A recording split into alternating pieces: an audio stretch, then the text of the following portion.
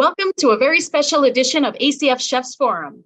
I know everyone's getting excited to head to New Orleans for ACF National Convention, and so we wanted to start the education and networking this week in advance of all of us traveling to the Big Easy. We appreciate you tuning in today for this webinar and hope you're ready to learn as we shine the light on a very accomplished chef as we discover the flavors of Maine. Before we begin, as a note, we want to hear from you. Please use the chat function to collaborate with other chefs and culinary students tuning in, and the Q&A function anytime during the session to pose questions to today's featured chef. Okay, so let's get that conversation going in the chat. If you haven't already, please let us know where you're tuning in from today. I'm Jackie Pressinger, American Culinary Federation's Director of Strategic Partnerships, and I'm honored to introduce Chef Will Beriau, who I last got to see at Fenway Park last summer. Chef has over 50 years of experience in the culinary industry as a chef, culinary educator, and as an active member of the ACF Casco Bay Culinary Association of Portland, Maine. Chef Beriau is a graduate of the Culinary Institute of America and holds a master's degree from the University of Southern Maine.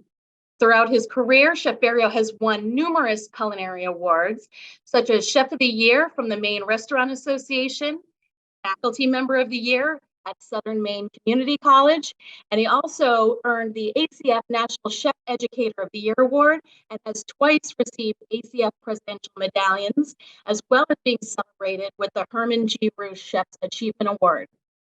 So we are about to take you on a virtual trip to Maine, and Chef actually went out fishing yesterday to get ready for today's demo. Let's take a quick look.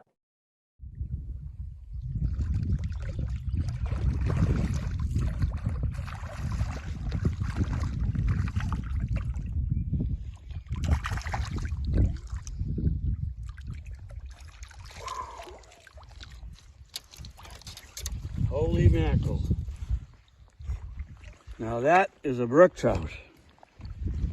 I don't even know how big it is, but that looks a good 16 inches and probably a pound and a half. Look at that bad boy. Oh, girl.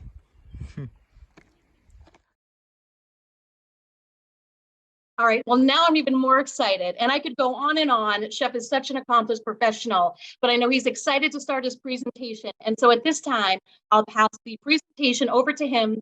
Thanks again for joining us today, Chef Beriau. Well, hi, everyone. I'm kind of excited to share all this with you. I think as a chef, I've been very focused on our career since 1969 at Cape Cod, my grandfather's restaurant. And sometimes I've kind of forgotten that chefs should do other things besides just cook.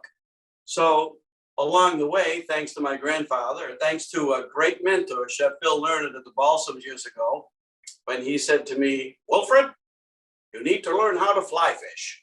So it was a start from there, and I managed a little time for myself, away from the business. And my family would say, well, we'll just go because you need a break. So I would spend a few hours on a brook or a stream or a lake or whatever in a boat or a canoe and have some fun. Hope to get my kids involved, but nah, they don't want anything to do with fishing. But anyway, I went out yesterday, and luckily close by, we have some beautiful streams. And I caught 4 wild brookies, beautiful pink meat. And they're cleaned and ready to go. And I'm going to accompany those brook trout with home fries. You know, Maine's one of Maine's staple crops is potato. And so I've got some beautiful Maine fingerling potatoes and something that's only available for a very short period, fiddleheads. And I'll talk to you about those a little bit as we go along. I'm going to get started with the home fries, because I want those to be perk along while we're cooking. So I've started browning the potatoes already because, as you all know, you're all cooks, you know it takes a little while to do that. So here's my mirepoix for the home fries. I'm going to take them over and cook them in a little bit of olive oil and butter.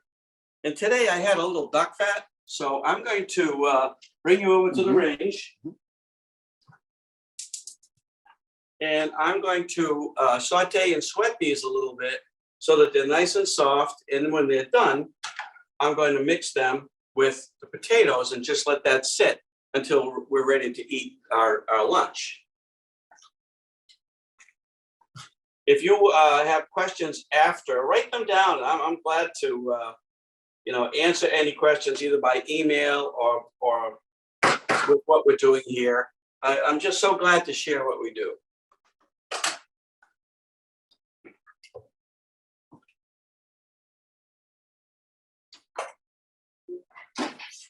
And here's a picture of our home fries, just cooking at a 275-degree oven. And as soon as the vegetables are ready, I'm going to fold them all in. And I have a little seasoning on them, which is probably the same seasoning everybody else uses. Some sweet paprika and a little onion and garlic powder, pinch of salt and black pepper. And I believe you don't need to do too much for those fried potatoes to taste good, because they pick up the flavor of the fat and the skins and whatever. So, first time I've ever done this in my own home. I think it's quite nice. Now, I am going to be cooking the trout in a cast iron pan.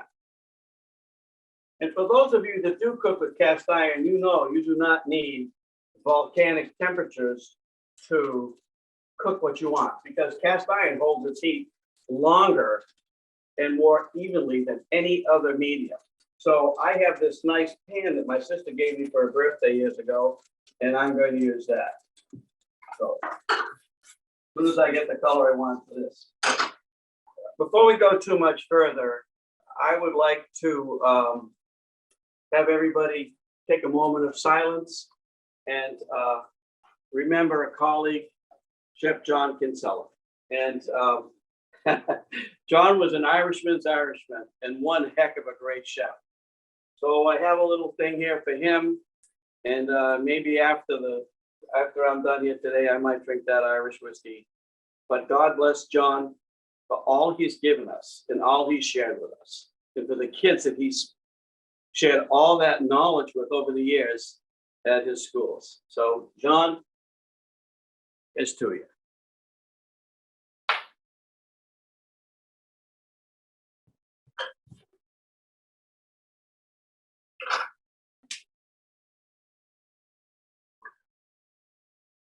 Now let's talk about the fiddleheads a little bit. Our cameraman will focus in on them, but the fiddlehead it's a fern that you probably see ferns grow everywhere, but not like these. These are the ostrich fern, and you can tell it's an ostrich fern because it has a U-shaped neck. They're only available for probably 3 weeks a year, and you can only pick them in a place where water from a river has flowed over them. And I've gone out picking them in sandy areas, and boy, it's quite a job, because you're usually walking up to here in wet, swampy areas. But then when you see the sandy area, you see this little thumb-sized nub sticking up out of the sand, and that's the fiddlehead. That's the top of the fern. And you pick them and then take them home, and trust me, they're like peeling onions, because they have a little husk on them, and you've got to get that husk off. I might not have gotten them all. Yeah, my wife did. She's really good about that. But they need soaking for about 10 minutes in some salted water, not too much salt. And then you rinse them out and flush them. And there's a controversy as to the toxicity of the ostrich fern. And I don't know what it is. It's a natural biological toxin that affects some people. And the school of thought from both the Canadian Board of Health and the United States Board of Health, or Center for Disease Controls, say you should simmer them 10 to 15 minutes in water before you do anything you're going to. Well, I've been cooking fiddlehead ferns for a long time. They haven't made me sick. And the longest I cook them for is 5 minutes in some simmering water. And these have been blanched. But I've also cooked them just as they are, as I pick them and clean them. And I put them in a pan with butter a little olive oil, a pinch of sesame oil. The recipe will be available to you. And I've let them kind of sweat and saute. So I pull the cover off, all the water evaporates, and I have a delicious product. My experience has been that if you cook them 10 to 15 minutes, like anything else in boiling water, you're going to have absolute mush when you serve these fiddleheads. And I'm not so sure anybody likes to eat mushy green vegetables. You'll also lose so much color, but as you can see, I've maintained a pretty good amount of color here. So let's check my vegetables on the stove.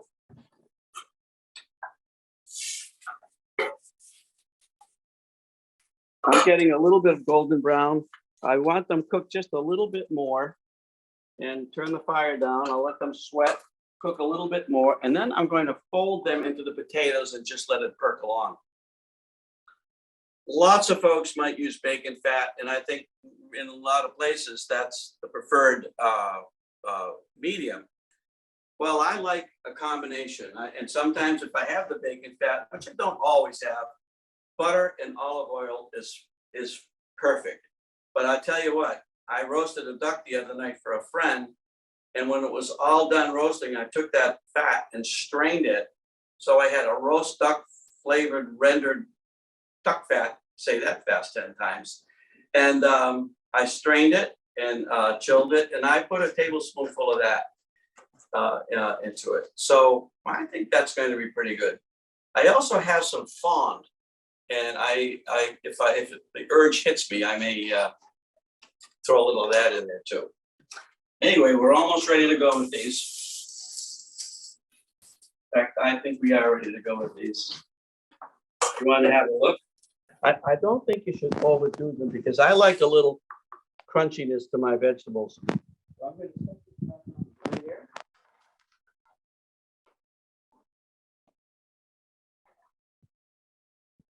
Pull my home fries on that trivet.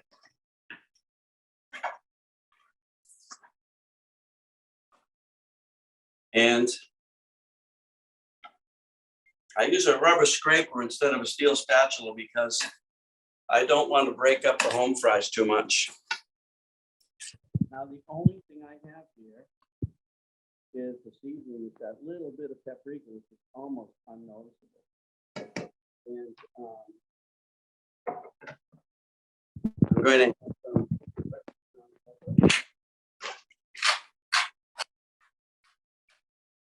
Eat too much. Any potatoes just taste so good as they are. There's the salt.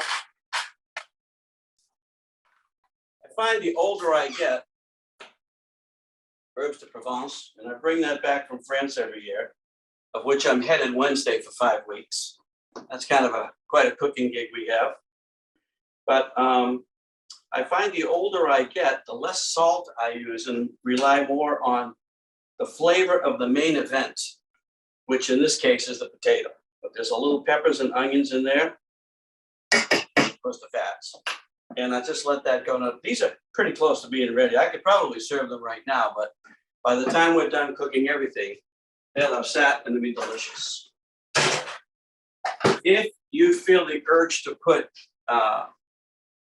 chopped ham, chopped bacon, chopped sausage, in Germany, I've had them. In Austria, I've had them. It's wonderful. They spec whatever ham they have. It is absolutely delicious.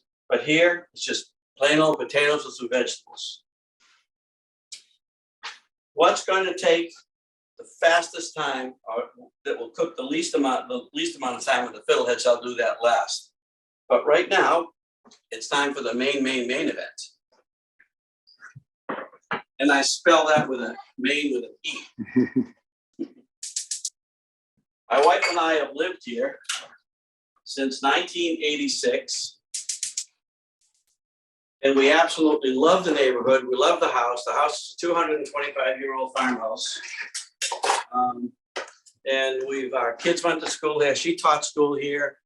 I taught school in Portland. And well, it's just a wonderful place. But I don't know what the heck we're going to do with 5 bedrooms. So if you want to come visit, just give me a call.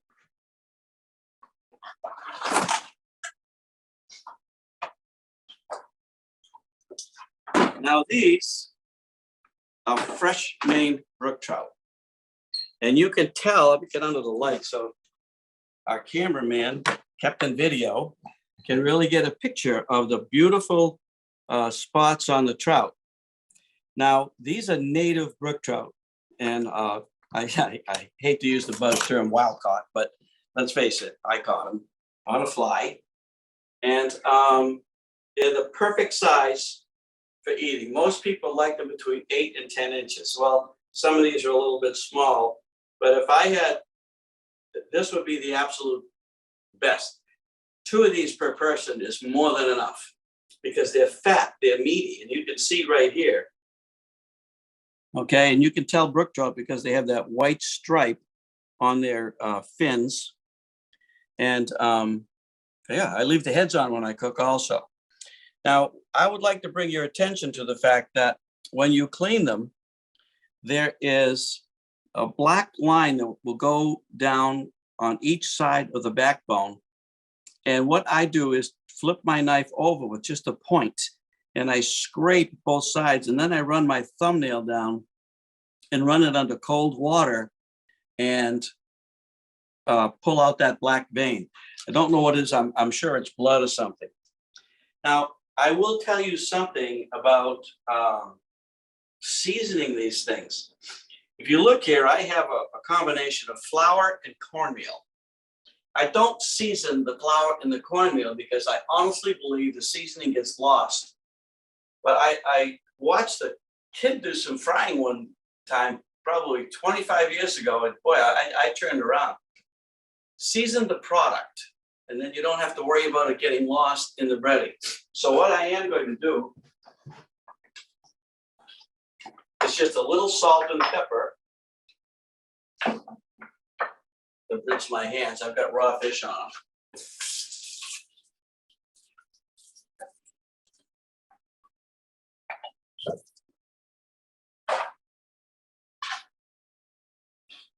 I'm going to season the insides just a little.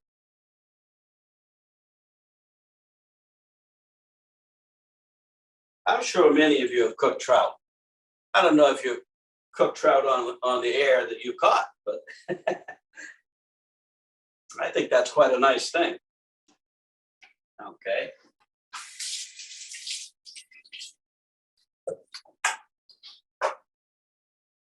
I don't think I need anything more than the salt. I think that's going to be fine. And then what I'm going to do is just take them and roll them just a little bit. Now, you don't need to have a ton and a half of breading on the fish. In fact, I would advise not. Keep the flavor on the fish. See, that's about all.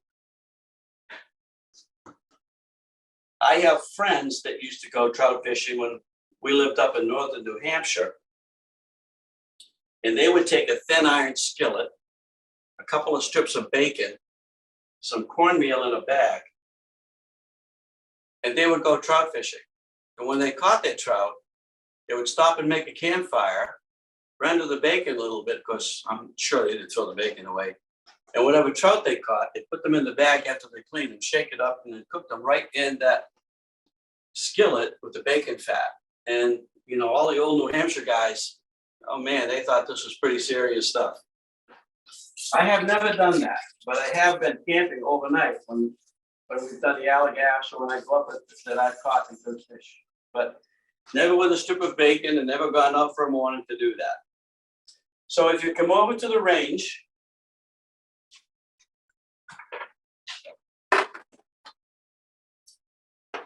check my pan here. 320, 325, that's pretty good. You don't want it too hot. So I have put the fan up a little bit, a little butter and olive oil.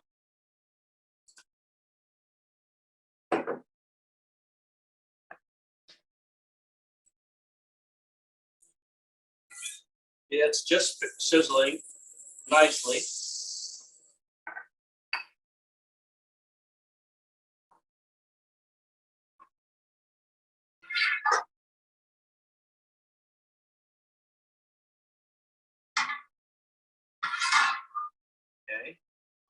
And I'm going to see if I can get all of these in one pan. Now, if I have to, I just put the fire up a little bit. And the second that starts to really sizzle, I'm going to start turning it down, because once these pans get hot, I will tell you right now, you can't cool them down fast enough to not ruin the product. So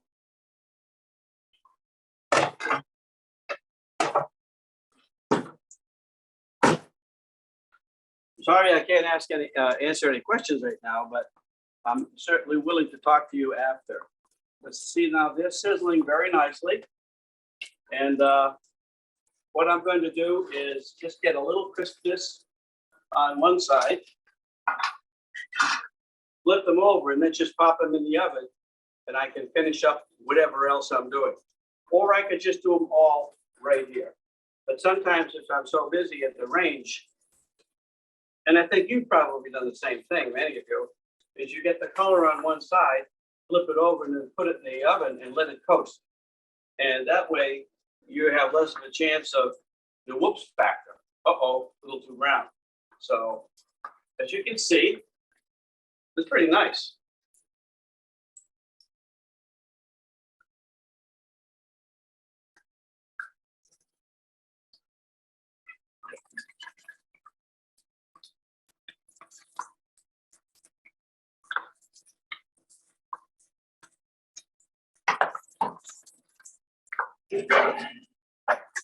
I'll be ready to turn one of these in a second.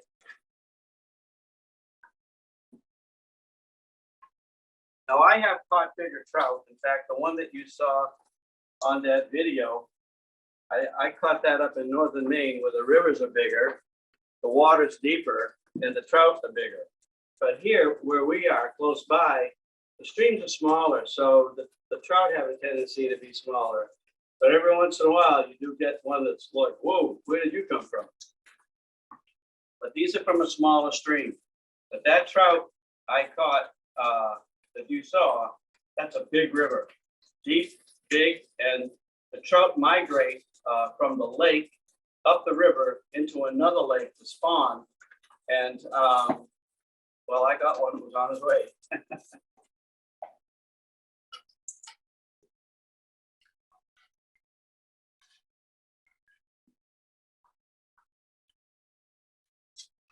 Now, if you can get a look at that,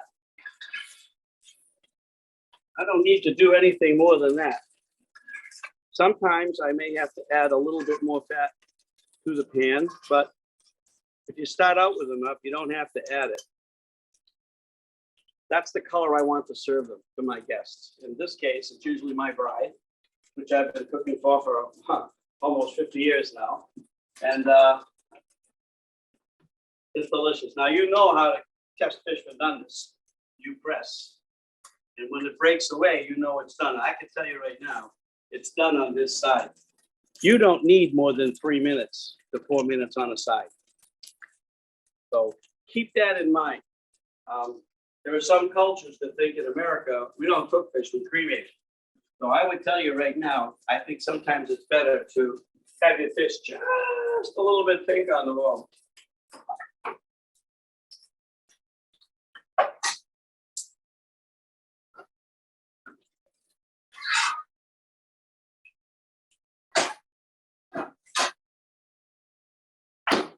Well, that's going to be there until we need it. Just fine. Now, I have that oven on at 275 with the home fries. But I don't need to have any more heat there, so I'm just going to cancel that. There's enough residual heat in the oven to do it. Remember, it's fish, and it really doesn't need a lot of heat to finish cooking. So let's talk about the fiddleheads right now. Fiddleheads cook so quickly that I'm going to use this wok.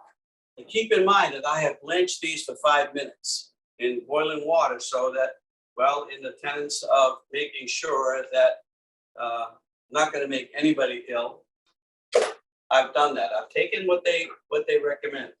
You know, when everything else fails, read the directions. So I have that, I have that.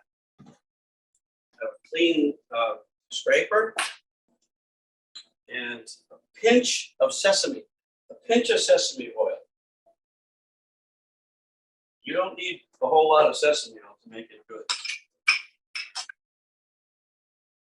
A little bit of butter. I'm not going to need much because I don't have that many. I don't have that many fiddleheads to begin with. And what else I have here is some ponzu sauce, grated ginger, some shallots. That's it. If I put anything else in, it's going to be a pinch of salt and pepper. And that's all. That's all. That's grated ginger. It doesn't look like much. It's really not, because when you grate it, obviously the size is so small. But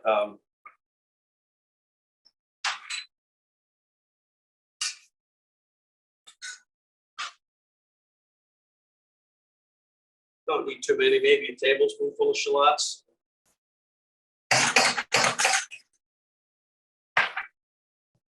I have sent National all the recipes, and I will tell you right up front, it never bothers me if someone wants to add something or take away something to a recipe. I learned a long time ago, a recipe is a guide to your expertise.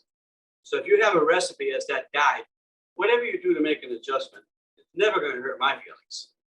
I believe food is sharing. I learned that from a little old guy named Fritz that many of us know. Cooking is sharing.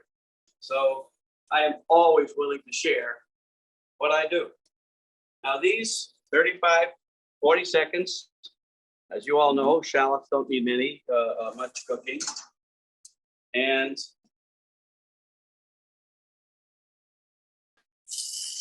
the fiddlehead, just enough for two of us. Yeah, maybe one. Well, they don't need much, just kind of like warming them up.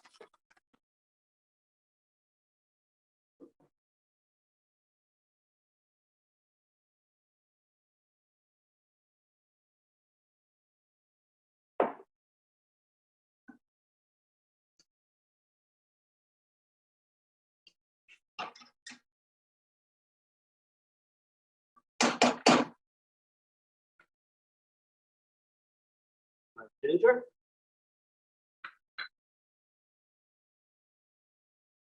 I think probably you can imagine what these taste like right now. Pretty decent. Now, with the ponzu sauce or soy sauce or tamari, whichever you like, I would not add any salt. You have right here. With your pepper, or if you like Szechuan pepper, I would use that.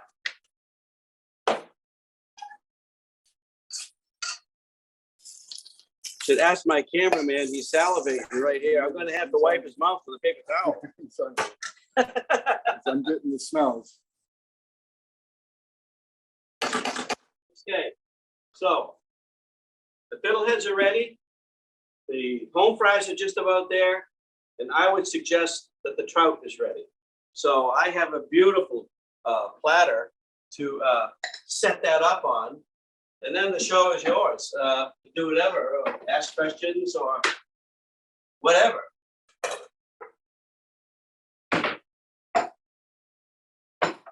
One thing about cooking fish is it's fast. So you have to be careful not to uncook yourself with it. And what I mean by that is not too many ingredients, just a heat, a light seasoning, and that's done. All right, see what I got here. I put some trivets on the table, or my wife will kill me.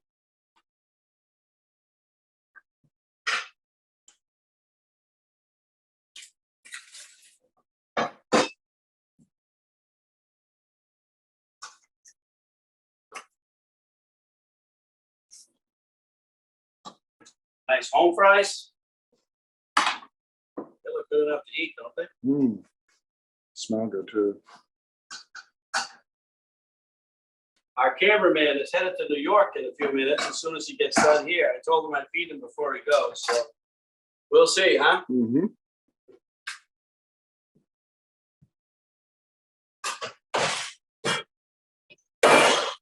tell you, it's very nice to have a range of 2 ovens so that I can have 2 different temperatures, 2 different functions.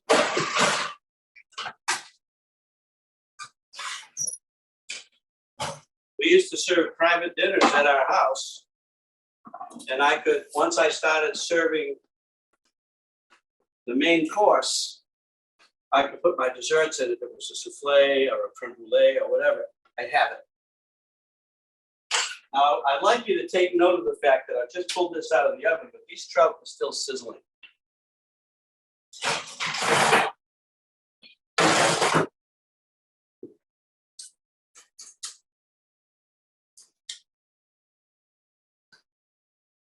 Okay. So where should I start? I'm always at a quandary as to how to present food. And I see the beautiful food that the teams put out, and it's like, oh my God. But you're serving like this, how do you do it to make it look so delicious and so appetizing? But I don't know. I've always thought, you know, beauty's in the eye of the beholder. So what I'd like to do is I'm going to take that trout right there, take his brother or sister, right here like so.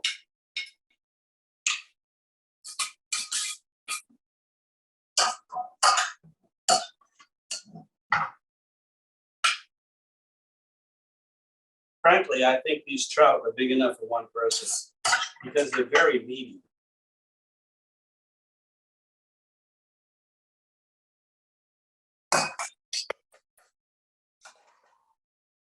And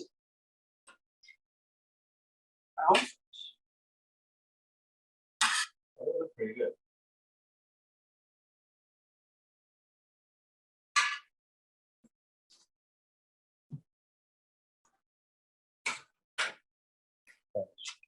Always a little scallions. I love, this is my favorite herb of all time, is scallions. Scrambled eggs, salads, sprinkle on a soup or a bisque. I absolutely adore scallions. And we have so many out here, they grow like mint, which is just very, very prolific. Ladies and gentlemen, fellow chefs, fellow culinarians, friends, this is Maine brook trout for all it's worth. This is a Maine meal. Trout, fiddleheads, Maine potatoes. And I am happy to have done this for you. I can't thank Jackie Pressinger enough for contacting me. Been a little nervous about it and wondered if I was going to be able to do it all right. I've been retired 10 years now. But I will tell you, I was excited about being asked to do this, and I think it's a privilege to, you know, I will not be able to go to New Orleans this year. I hope you do. But like I said, Wednesday, I'm headed to France. I have a cooking gig there that I've done for almost 12 years now. And I really look forward to that with my bride. And hey, bon appetit, friends. Oh my goodness, Chef, that looked absolutely amazing. I wish we were all there to be able to sample that plate. Oh my word. Well, we can't thank you enough for sharing your time and your expertise. We do have a few questions that have come in, if that's okay, and I'd love to post them to you. I welcome that. Wonderful. Well, thank you very much. We've had lots of questions about the fiddleheads. So apparently a lot of the chefs haven't worked with them before. Could you tell us more about them, maybe about the season? Can you freeze them? Can you preserve them? Any tips that you might have about that vegetable? Okay, so you can freeze them. I would highly recommend blanching them first. Little salted water, soak them first, then blanch them in simmering water, 5 minutes minimally, and then put them on a sheet pan. And I would let them freeze IQF and then just put them in a bag. You can also, this time of year, in the local grocery stores, there are people that will commercially prepare them and put them in a bag, and you can buy like a 2-pound bag of fiddleheads from the frozen food. Also, the local markets have fresh fiddleheads, but that whole season is like the last 2 weeks in May, and that's it. Maybe the last 3 weeks in May. Of course, the further north, they're a little bit less advanced than we are, climate-wise, they may still be available. But right now, this last 3 weeks in May, maybe into June, you can get fiddleheads. All right. Well, excellent. I know I'm a big fan myself. All right. So the next question is, have you ever cooked with moose or any other game meats? I have a freezer full of moose. My team and I have gotten moose permits for the last 4 years, and we got a moose every year except this last season. And that's a story. I had my sights on one, but I am the secondary shooter. So the person that got the permit named me as his sub-permittee, and I couldn't shoot until they did. And when they lifted the cover off the scope, his telescopic sight fogged up. I mean, I was dead on to a pretty good sized bull, and he didn't tell me to shoot. So I really observed the game laws. So I didn't shoot. So this year we did not get one. But last time I went down to South Carolina to see my son, I brought Fritz Sonderschmidt a beautiful loin roast, and I probably weighed 4 pounds. And I have moose in my freezer right now. Steaks, braising meat, ground meat, sausage, whatever. So yes, I have. Our cameraman ran into a deer yesterday, and here in Maine, when you run into a deer, it's yours. You can butcher it, and he did, and brought me a piece of venison loin this morning, of which I will probably have for breakfast tomorrow with some Maine fresh eggs. And I've cooked, all kinds of birds that I've shot. Yeah, I've cooked all kinds of game. Excellent. Well, thank you very much. And the other questions, let me see. What kind of potatoes did you use for the home fries? And what are your tips for cooking or holding them? Don't hold them too long, number one. Number two, they're Yukon fingerlings. And I find them, and I put them in water, and I cook them as I did on the recipe, one boil. And then I prick them with a fork to see just how hard they are, or soft. I don't get them too soft because I don't want mushy home fries. But once I got maybe 2/3 of the color I wanted, that's when I put them in the oven, and they will last longer. If you overcook them to get them so that you want to serve them and then try to hold them, you're going to have a mess. So I would say after 40 minutes or so, you should be serving them. One of the things, in the industry, I would only put as much on the steam table as I could serve in a short meal period, and then keep replenishing it, rotating and replenishing it. But home fries only keep for so long. Here in Maine, when you go out and get breakfast, the best breakfast places have home fries, not in the fry later, on a griddle. And this side is for cooking pancakes, French toast, and eggs. This side is for home fries. And those are real home fries, and they are so delicious.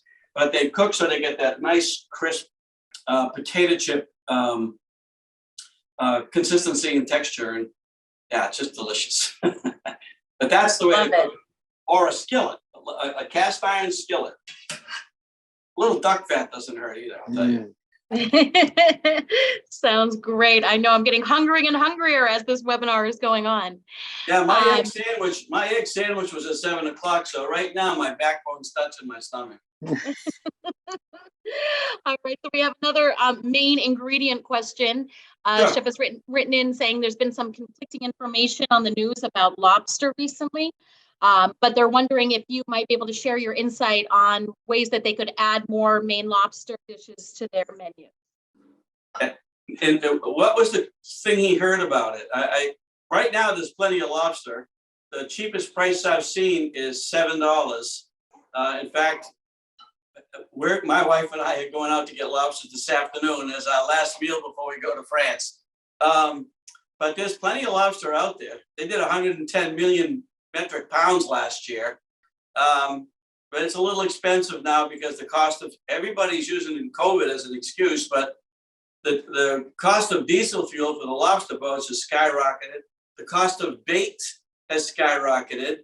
And it's like the fixed cost for lobstermen has gone right through the roof. So, I mean, these guys are working hard. These men and women, they're working hard catching lobsters. I have to tell you. But there are all kinds of places that will ship lobster. Greenhead, Harbor Fish, DeMillo's, New Meadows Lobster, and then up, up along the coast, up in the Damariscotta area. Yeah. If he would like to, or she would like to email me, I could probably zero them in on some sources. And I'm glad to help make connections. Wonderful. Well, thank you very much. So the biggest tip I have on lobster, eat as much as you can, as often as you can. I love it. Agree. We have an emerging professional who has submitted a question.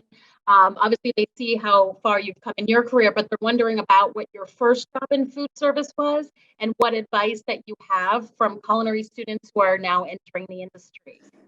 My grandfather saved my life. 1969, he bought a little seafood place down in Cape Cod. And the first thing I learned how to cook, and I was a roofer. We have an industrial roofing business where we did big buildings and warehouses and things like that.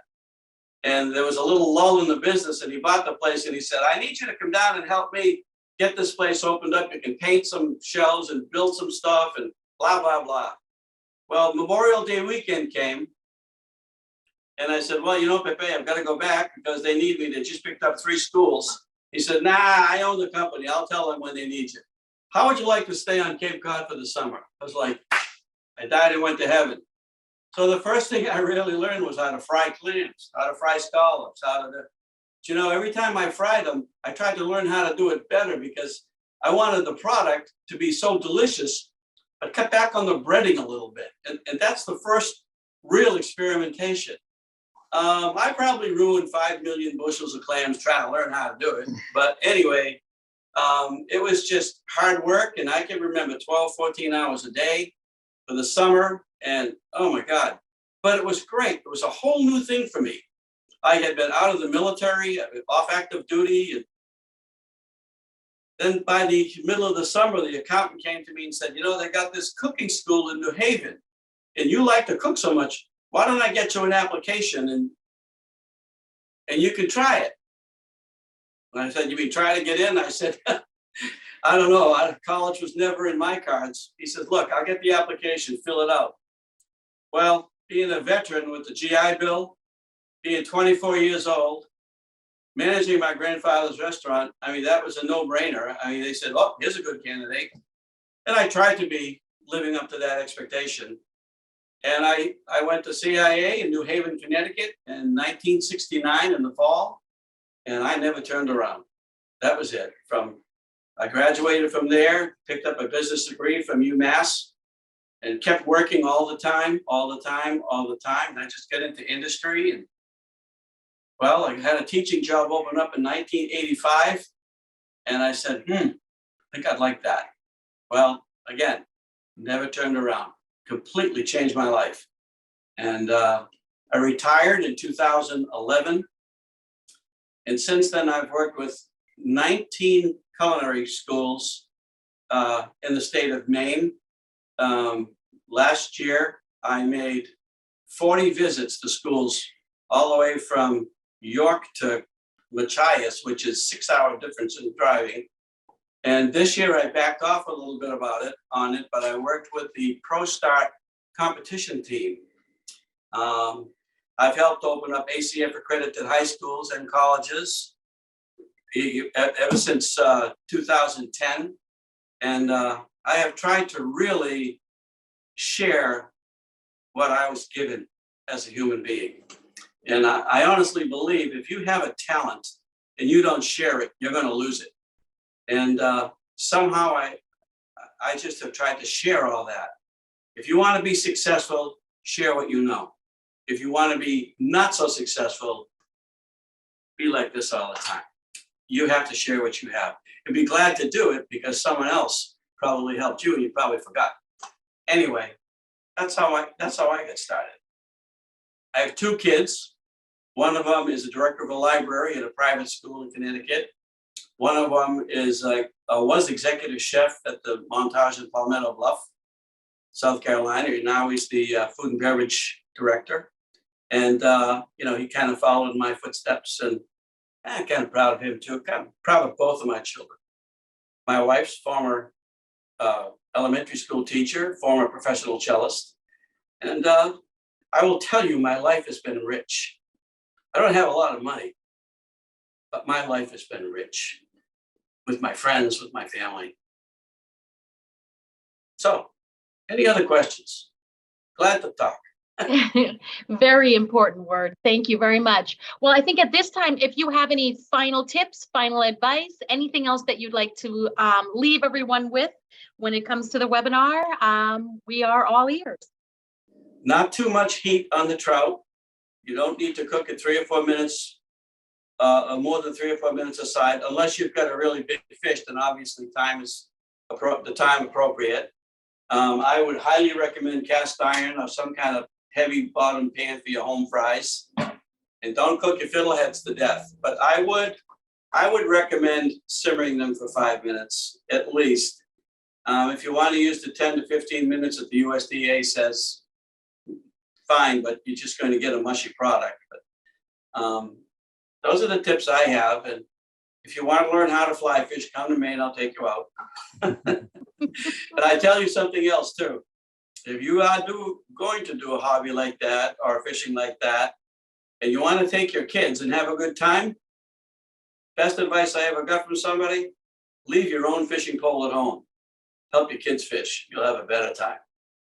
Thank you all. And I hope you enjoyed this, because I certainly have. And thank my cameraman.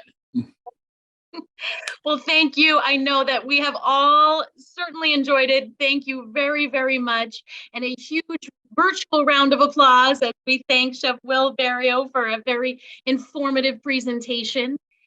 We appreciate you taking the time to share your insights with the ACF community, and we can feel your passion right through the screen.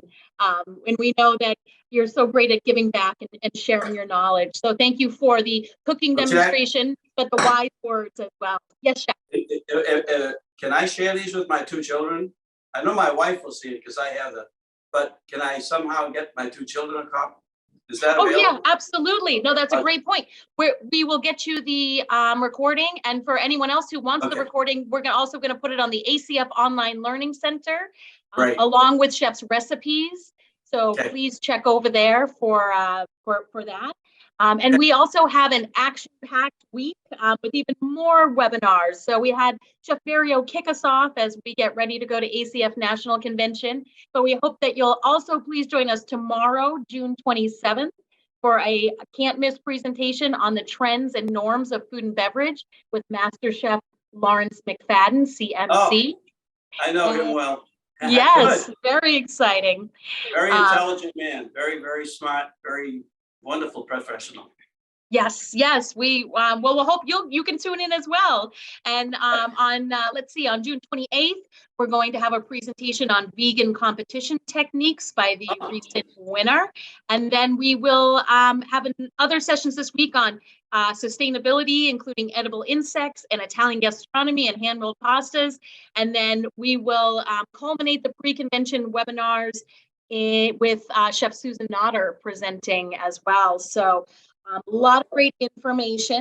I had edible insects in the Philippines when I went there with Michael T.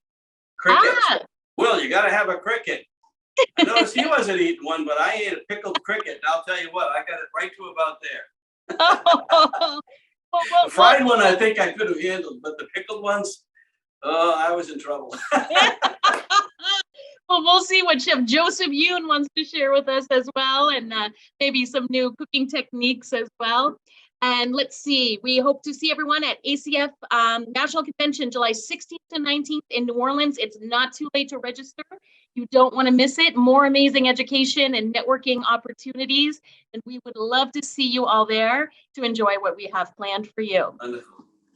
And let's see, mark your calendars as well for our one-day ACF Mastercraft Summits, which will be held across the country. We've designed specialized programming for culinary educators, for advanced culinary, advanced pastry, and culinary medicine. Culinary Medicine coming up August 12th in Kalamazoo, and especially great for anyone who's looking for their 8-hour refresher for their nutrition requirement to recertify. So visit acfchefs.org and click on events for more information and to register. So on behalf of the ACF National Office, thank you again to Chef Beriau for bringing us this delicious opportunity. And thank you all for tuning in today. Have a great day, everyone.